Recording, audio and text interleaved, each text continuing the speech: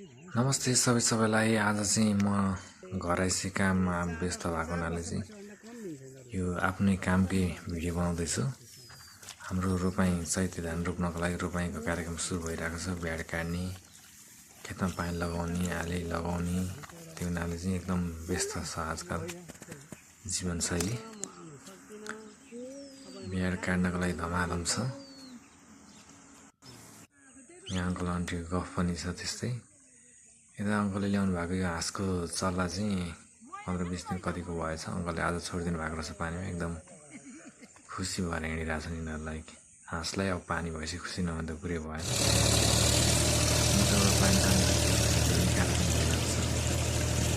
नौमा पानी लगभग सुकिसकेको छ। पोखरीमा मात्रै अलि पानी छ। पोखरीको पानी पनि 70-75% नै सुकिसकेको छ। पानी नपुगेर चाहिँ रोपाइँ गर्ने कामले गइरहेको छ। तर पनि पानी लाउँदै अब जोत्दै गरेर चाहिँ अब धान रोप्ने भन्ने कुरा भएर जोत्नु थालेको ट्र्याक्टर लगाएर।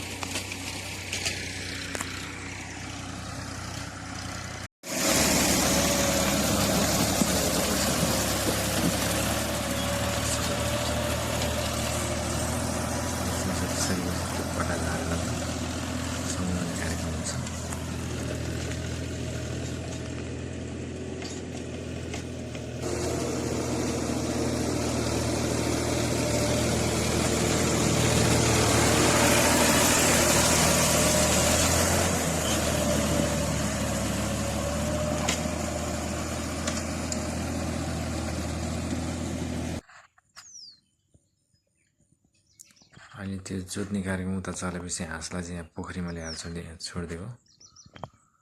हाँसको बच्चाहरू चाहिँ पोखरीमा मजाले खेलिरहेको छन्।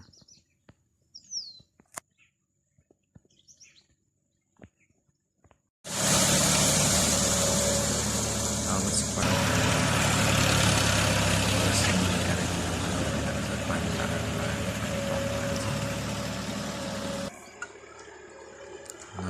गएर पनि तयारी हुन्छ धान रोप्नको लागि। आज रोपाइँमा चाहिँ मलाई बाउसेमा सघाउनलाई अङ्कल हुनुहुन्छ, जितबहादुर अङ्कल। अङ्कल र म भएर चाहिँ बाउसे गर्ने काम गरियो।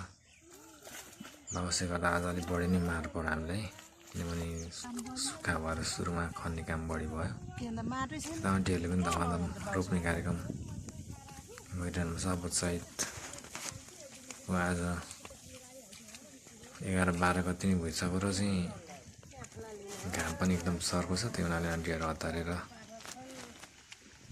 रोपिरहनु भएको छिटो निस्कनुलाई। लगभग अब धेरै पनि छैन बाँकी त। हस् त, धन्यवाद।